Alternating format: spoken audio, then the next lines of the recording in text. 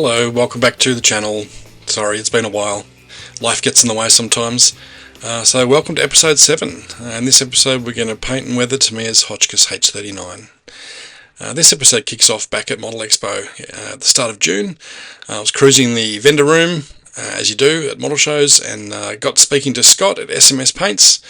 SMS Paints is a local Aussie brand. Has a huge range of obviously paint, but also accessories and that sort of stuff as well. Scott hooked me up with some German armour colours to use in this project. So look, thank you very much, Scott, for your support with this one. So the colours that we're going to go with from the SMS Premium range, obviously some German-like colours. Starting off with a red-brown primer type colour, very nice. I went with the German beige rather than sort of the traditional dark yellow colour. I like a nice light dark yellow colour. A couple of greens to choose from as well, reflective green and German olive.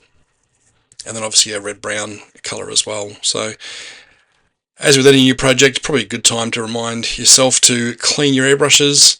I never clean mine, I'm useless. And also change your filters in your mask as well. You should always be wearing a respirator when you spray paint. So kicking off, we're going to gloop some paint into the cup. I don't know why I filmed that, but anyway, and just give the model a good base coat of primer red-brown. This will all get painted over, but look, it's good to know that it's there. It does add a richness to the dark yellow base coat as well, I think. So this is unthinned and just sprayed straight over the model. I didn't wash the model at all or anything like that. Lazy. Look, the paint covers perfectly, and it's a really nice, base coat for future camo colours and weathering. German camo colours can be a little bit controversial.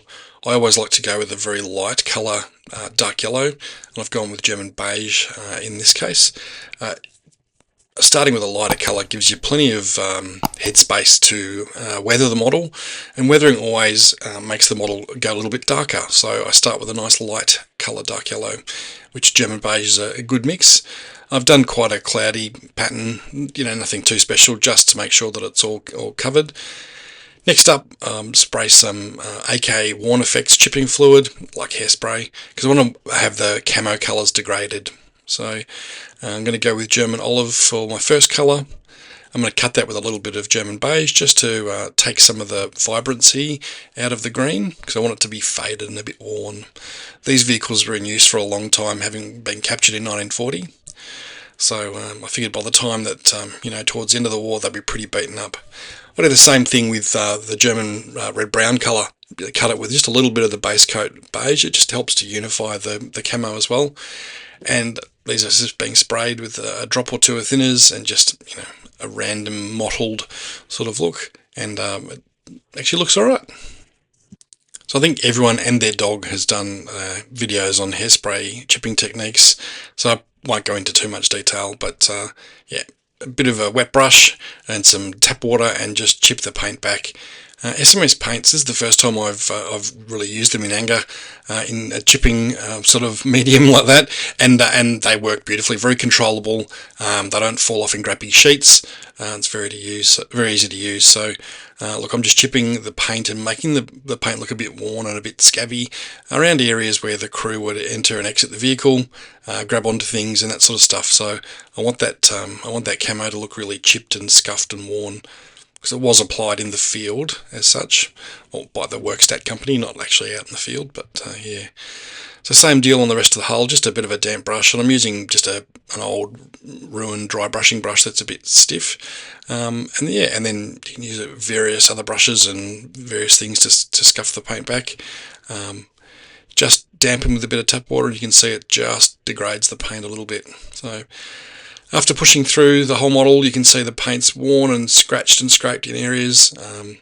Again, the SMS paint worked perfectly when doing this. Also did it on the suspension as well. It's all going to get covered in mud, but it's a good place to start. I decided to make my own markings for this model. So using the Silhouette software and my Silhouette portrait cutter, I just made some vinyl masks for the model. It's heaps easier than using decals sometimes, and that way you get to choose what you want. So just the masks are applied straight over the paint, which you think is going to work all right. Bit of foretelling there. So look, yeah, I used SMS black and white for the mask for the marking colours. These just sprayed straight over. So there you can see I've sprayed some black. All looks good, doesn't it, so far? And then spray some white, which is cool, just so we get our black numbers with white outlines. That all looks good so far. Happy with how that looks. And then you take the masks off, and then you realise that the hairspray underneath your paint has compromised how the paint adheres. So when you pull the masks off, it pulls the paint off. This is absolutely nothing to do with SMS Paint. This is everything to do with Sam. There was lots of swearing. There was lots of swearing, believe me. So anyway, we're going to park that for now, and we're going to go and spray the rest of the markings. So, oh man. So look, the crosses on the hull side and front were just, they're very simple masks that were made. Very easy to quickly mask up and paint. A bit of white paint over the top. And they look quite good. Peeling the masks off, you've got to be a bit careful because it can peel the paint. Again, nothing to do with SMS, all to do with me using hairspray and compromising the adhesion of the paint. So once the swearing had stopped, I realised I needed to try and fix this. So I figured I could sand it back and repaint it, but that's boring. So I'm just going to lean into the error and spray over the marking so it looks like the vehicle has been repurposed or reissued to another unit, and they've airbrushed over or painted over previous unit markings. So it's just a matter of airbrushing some of the base coat back over the top and leaving some of the markings just a bit visible. So you can see the 202 there, the remnants of that. I figure, lean into your mistakes, all right? And then we'll just apply some simple cross markings. I can't speak. Why can't I speak? Simple crosses over the top of where the previous numbers on the turret were. And doing this voiceover's tricky. And there you go. Simple crosses on the turret side, some remnants of the old markings as well. Disaster averted. Moving on to weathering, it's kind of my favourite stage of modelling. I'm going to kick off with post-shade. So really post-shade is just, painting on some grime. Tamiya red brown and flat black mixed with lots and lots of thinner. So it's basically just spraying dirty thinners.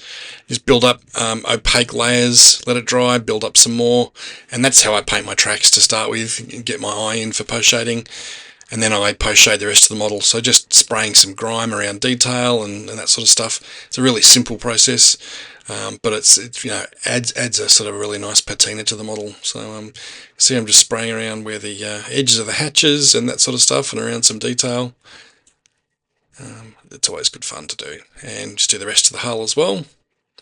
Just anywhere where you want, and I also use it to just sort of spray the base colour down on the exhaust pipe as well, and that sort of thing. So just discolouring the exhaust guard here, you can see it just spraying onto some random patterns because it's all going to get covered over. And same with the trench skid at the back of the vehicle as well. While we're discussing trench skids, we can address the fact that Tamiya didn't include the stowage bin that was very common on German captured H39. So I was able to find one on Cults, so I purchased and downloaded the file and printed off some copies to use. It's actually a really nice part. So whoever designed that did a fantastic job. I'll put the link to the Cults file down in the description as well. So it's just a matter of removing the moulded on. Well, it's not really moulded on; it's a separate part. Removing the tray that is on the Tamiya kit, and then cleaning up and painting and gluing on the new stowage bin. So there's one. My part's just cleaned up. I call it my parts, it's not really mine. I purchased it, but anyway, I didn't design it, not that clever. And this one just given a quick coat of Tamiya primer and sand to check for print lines, and a matter of removing the Tamiya empty tray. I didn't put too much glue on here, which is handy. Pop, yep. And a quick sand with a sanding stick just to make sure that mating surface is nice and smooth and level. And while I've got access to the spare wheel, I use AK's Tyre Black marker to paint the rubber section of the road wheel, the spare road wheel on the back there. Just super handy. And some silly super glue. I refuse to buy expensive super glue when it just cures in the bottle before you get a chance to use it, so this stuff's good. And then just glue the kit part straight on, or the new part straight on. It's not the kit part. So yeah, it looks really good, and it's a real omission by Tamiya to leave this part out, because it is very common for German vehicles. But anyway, Cults to the rescue. With that addition done, we can push on with weathering, and this is the reason why I start with a light base coat of dark yellow. A filter or wash really accentuates detail, but also darkens the model. So here I'm using some AK enamels. I try to avoid enamels when I can, but sometimes you just got to go with them. These are really good. I thin them down, and it's really just applying a very thin sort of glaze or filter, if you like, whatever the saying is, but it really does really help to define some detail. You can see that painted over the stowage bin. It looks really good. Settles in the crevices and the corners. This is the first of several sort of washes that I put on the model, but this one really adds a nice sort of golden hue to the dark yellow, and I just brush it over everything nice and thin, and it just picks out your crevices, which is always good. While we're still working with enamels, I also like to put just a darker sort of pin wash around some of the detail, using just a darker mix, one of the AK pre-mix washes. It's always a good place to work. You could also mix this up with oil paints if you had oil paints handy. I just happen to have these handy. Go around detail, and then I use a clean brush that's been dipped in clean enamel thinners just to blend some of that in, just to get rid of some of the stark sort of darkness. And by blending it in this way too, you can see it just adds a bit of an extra layer of grime and filth. So same on the stowage box on the trench skid, and so that dark wash has really settled around the details nicely, and around the bolts as well, which looks really good, I think. Just anywhere that there's detail you want to accentuate, a nice pin wash really does make a difference. Here I'm putting it into the engine louvers, and you can apply enamels quite messily like this, and then just catch them later with a clean brush. It's a super simple and very pleasing process. I always find it's good fun. And then just go around later on with a clean brush again, with some clean thinners on the brush, just to blend some of the tide marks in, and yeah, it looks fantastic when it's done.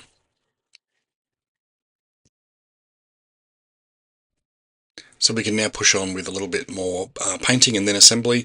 I use these AK markers to quickly paint the inside of the track run.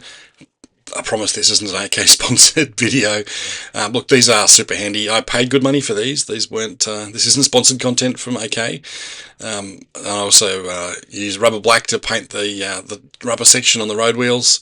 Again, this takes a relatively tedious job and makes it super easy. I really can't recommend these highly enough, and no, AK is not sponsoring me to say that. Same with the idler wheel as well, the steel rim. Just get out some gunmetal and quickly paint it on. You can further enhance this by giving it a burnish with some lead pencil. I chose not to because mine's going to be pretty dirty. And finally we can glue on the suspension and the tracks. I do like to add mud and further sort of dirt and stuff when the model's fully put together like this. So that's what we'll do next. Adding mud and dirt and crud to the running gear is always good fun. I use these AK terrain pastes, or more AK products. I did buy these myself. I just use a mix of a lighter and a darker colour, a couple of old ratty brushes, and the inside lid, just to mix up a mid-brown sort of gooey mess. I don't mix it too thoroughly because you do get some nice colour variation. I just slap it onto the model really simply. This paste is water-based and blends very nicely, so I divide it into sections, slap it on, and then use a wet brush with just a bit of tap water to blend that mud in. Do use separate tap water. Don't put this anywhere near your airbrush. because the grains in the terrain paste will kill your airbrush. Ask me how I know. So yeah, just blend it in with some tap water. Make sure you thoroughly wash out your brushes and keep them very separate from any airbrush and that sort of stuff, because it'll end in tears. More mud to the model, really random application of mud, and then blend it in with that wet brush, quite wet, and just blend it around. It's really very simple process, and I think it looks fantastic, and it dries dead matte. Really looks fantastic and nice and muddy. I also blend a little bit onto the track faces, not really going for sort of cruddy look, but more just the colour, so that the tracks sort of are blended into the muddy sort of look of the rest of the running gear. This is such a fast process. I think each side of the model took about 10 minutes to do. Don't forget to do behind the idler wheels and behind the road wheels as well. I always do, and I think I forgot to do one side. It's always the way, right? And don't forget to blend, because it does dry very quickly. Moving on now, we can apply my absolute favourite technique, and this is an acrylic wash. So I absolutely have abandoned pastels and pigments. I can't stand the things. And probably a few years ago now, I've embraced acrylic washes to get a dusty look to my models. So this is German Camouflage Beige from Vallejo, thinned just with plain tap water, nothing else. And I brush it over every part of the model, and this imparts a really lovely, dusty, kind of grey-brown look to things. It looks a bit strange in now, just brushing it on. It's dirty water basically, but it settles and imparts a really lovely dusty finish to the model.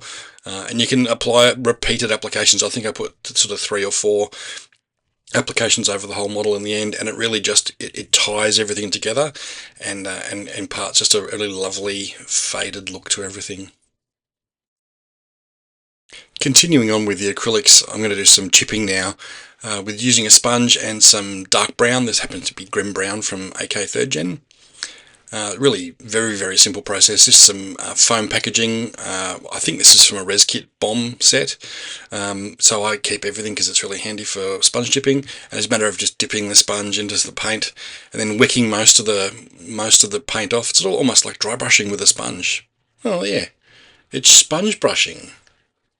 Anyway, or is it dry chipping? Anyway, and then it's just a matter of, oh God, it's early here, sorry. And then a matter of just touching it lightly on the model and imparting just some sort of brown and sort of chippy chips around, concentrated around where the commander's cupola is, where the crew hatches, where tools are, edges, that sort of stuff. The trick is to start really light and take your time and build the chips up over time. Don't try and do it in one pass, because you'll end up with big, ugly, boring, random chips, which is very easy to do. And look, if the chips on there that you don't like, you can just get a wooden toothpick and just scuff them off, which is pretty simple with this acrylic stuff. So here's I'm applying them around the driver's hatch area, on the fender damaged fender, just on the corners, just where the vehicle would scrape against things, and the trench skid, obviously. I really leaned into the chipping on the trench skid and just sort of scratch the sponge across the surface. While I'm at it, just break out a fine paintbrush and just paint in some random scrapes and scratches as well. Just adds to the general level of cruddiness. Same around the driver's hatch as well. Areas where the crew are going to interact with the vehicle the most probably should get the most chips, I think. So you don't want to be chipping where the crew isn't. I do like to add some small rust effects, particularly around the exhaust pipe in areas where there's been some big chipping.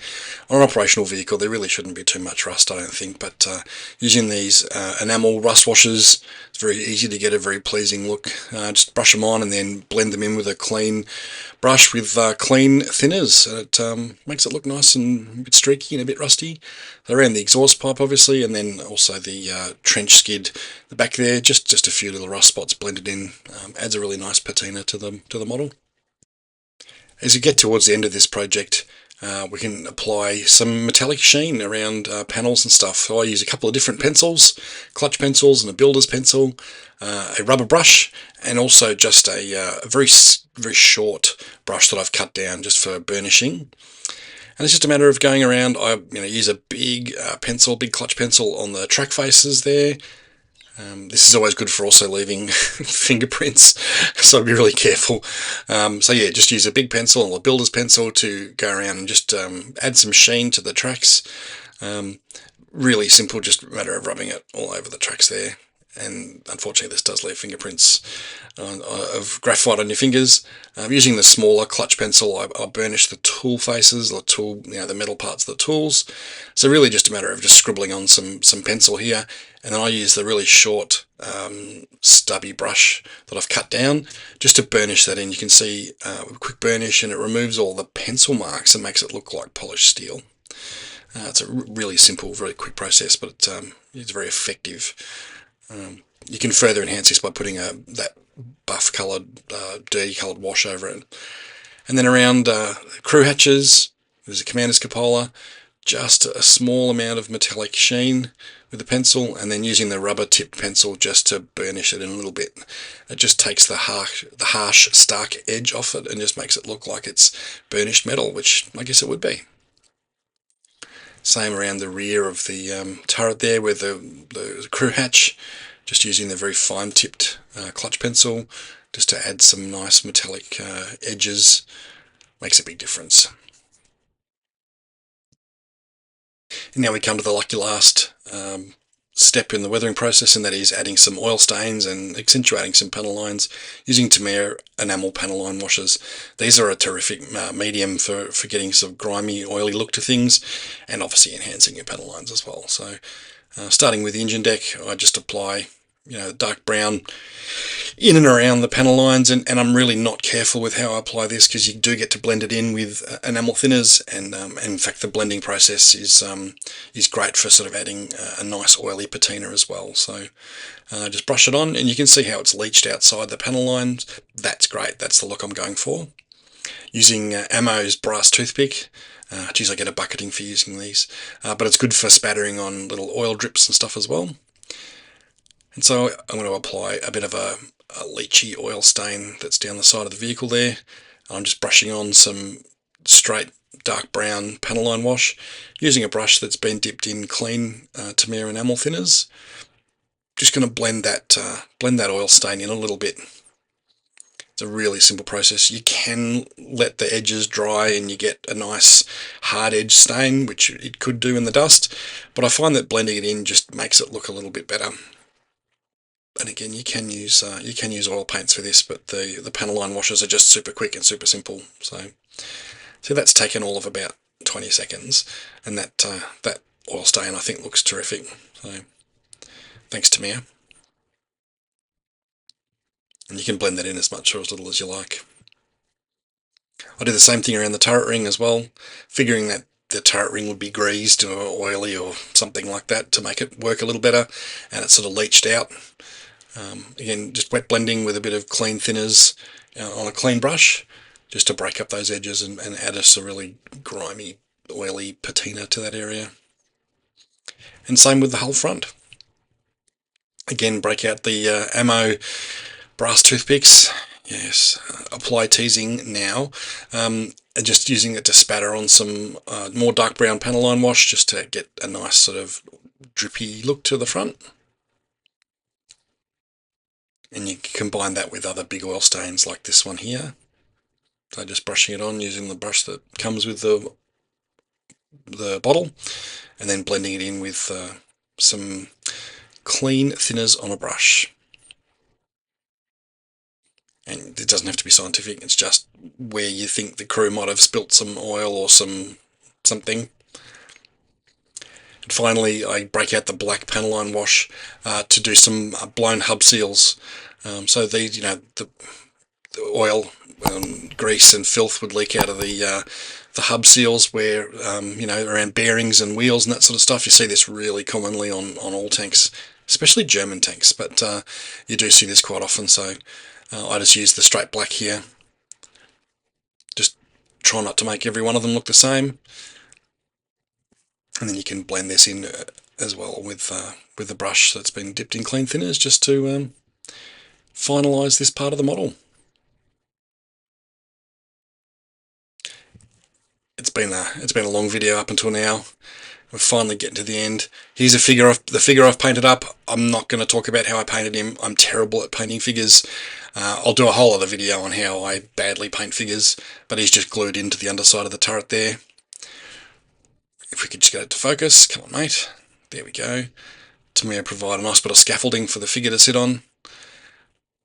There you go, look, peering out of the turret cupola. Looks quite good. Lucky last is to glue on a jerry can.